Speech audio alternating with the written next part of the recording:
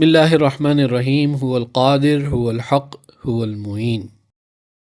ایک سائل کا سوال کہتے ہیں کہ حضور اگر مرید کو اپنے چہرے پر مرشد کے چہرے کا گمان ہونے لگ جائے اور مرشد کے چہرے میں اپنے چہرے کی جھلک اور مماثلت نظر آنے لگے اور بعض دفعہ دیکھنا بھی ایسا لگے کہ مرشد کی نگاہ مبارکہ دیکھ رہی ہے، اس کیفیت اس مقام کو کیا سمجھیں؟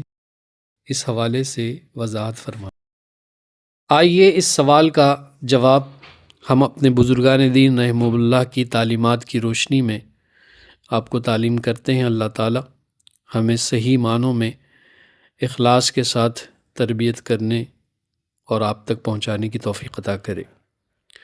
محترم، آپ نے جو کیفیت بیان کی ہے یہ عام کیفیت نہیں ہوتی، یہ سلوک کے بہت باریک، لطیف اور گہرے مقامات میں سے ہے۔ اسے کتابی زبان میں سمجھایا نہیں جا سکتا، مگر عاشقانہ اور صوفی ذوق سے کچھ عرض کرتا ہوں۔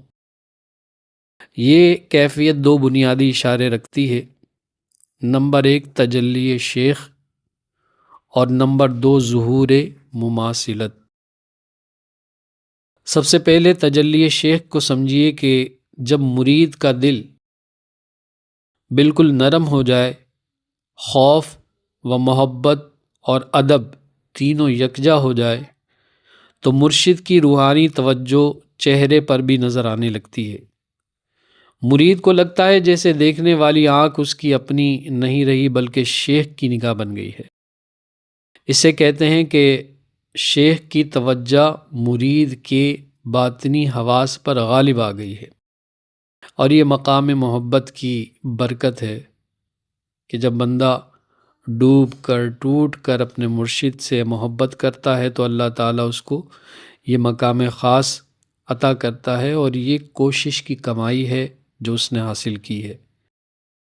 دوسری جو قسم ہے اس کیفیت کی، جو دوسرا اشارہ ہے، وہ ہے ظہور مماثلت۔ جب مرید کے اندرونی حال شیخ کے حال کے ساتھ میل کھانے لگے تو چہرے کی لطیف جھلکیاں بھی بدلنے لگتی ہے۔ یہ جسمانی تبدیلی نہیں ہوتی بلکہ یہ تو نور کی مماثلت ہوتی ہے۔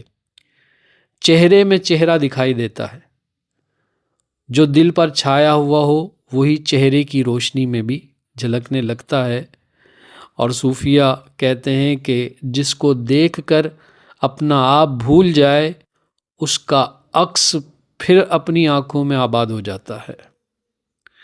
تو یہ بھی خاص مقام ہے۔ یہ ظہور مماثلت کے اندر انسان جو شیخ کی ہیئت اور صورت اور اس کی جسمانی حالت اور کیفیت ہوتی وہ اس میں ڈھلنا اور بدلنا شروع ہو جاتا ہے، اور اس کے حوالے سے قبلہ میاں حضور دامت برکاتہ قدسیہ نے، ہمارے مشائخین نے اس حوالے سے بالکل واضح فرمایا، اور ان کی اپنی صورتیں بھی اپنے شیخ سے مماثلت رکھتی ہیں۔ یہ بھی ایک بڑی دلیل ہے اس بات کی۔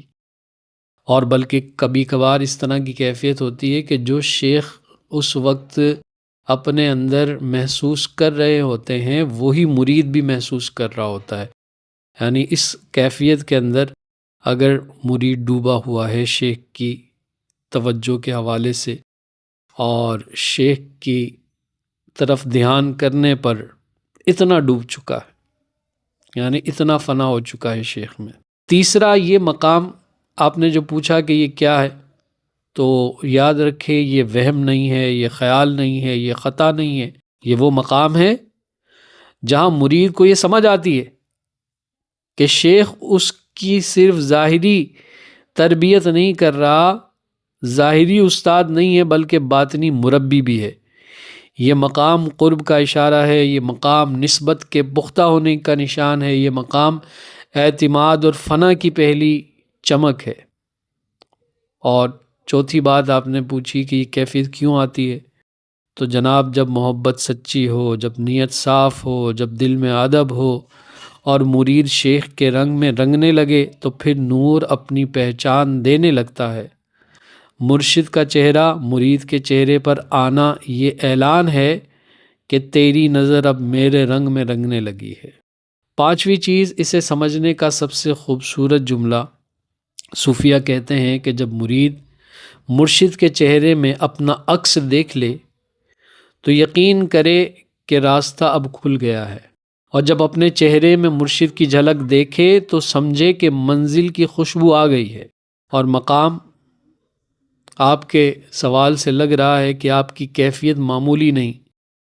یہ وہ مقام ہے جہاں دل سرگوشی میں کہتا ہے اب تم اکیلے نہیں رہے۔ یہ اللہ کی کرم نوازی ہے، اس پر شکر کی ضرورت ہے، غرور کی نہیں۔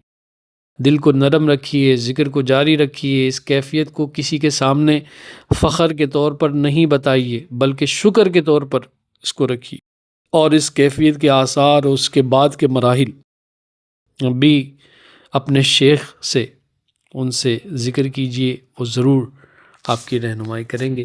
اللہ تعالیٰ سے دعا ہے کہ اللہ تعالیٰ ہمیں اخلاص کے ساتھ ان کیفیات سے متلذذ ہونے کی توفیق عطا فرمائے، اور اس رب کا شکر بجا لانے کی توفیق عطا فرمائے کہ جس رب نے ہمیں اس راہ پر گامزن کیا۔ آمین بجاہ نبی الامی صلی اللہ علیہ وسلم۔ والسلام مع الکرام۔